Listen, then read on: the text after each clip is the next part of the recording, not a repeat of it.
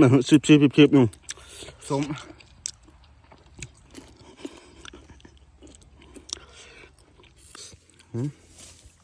มาคำ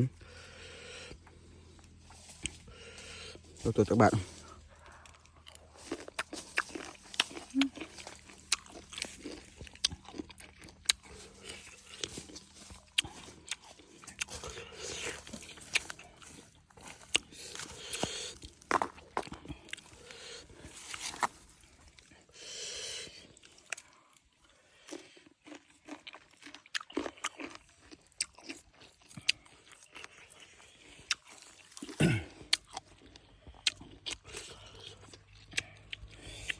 จ่อห้องน้ำหมดเลย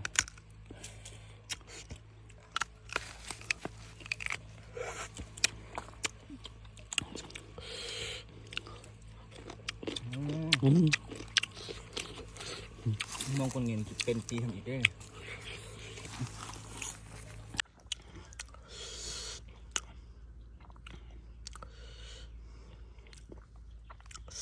น้ำปลาแดกนัว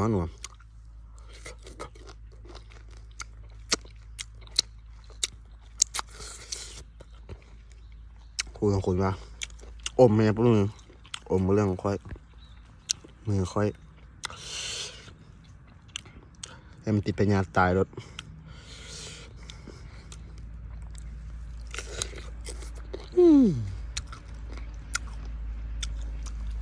มึงไปใส่ว่าขี้เหี้ยหรือเปล่า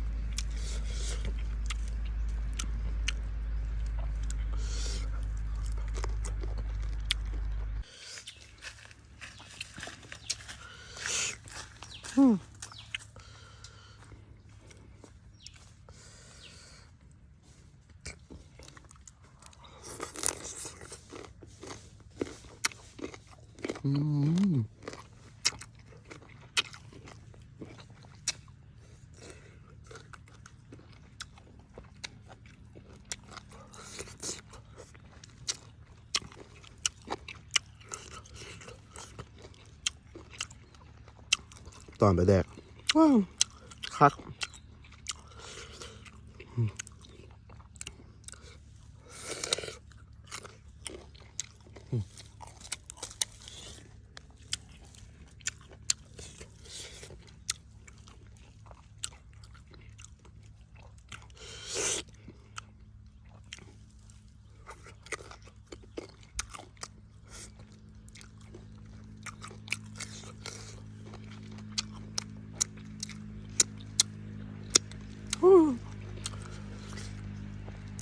นัว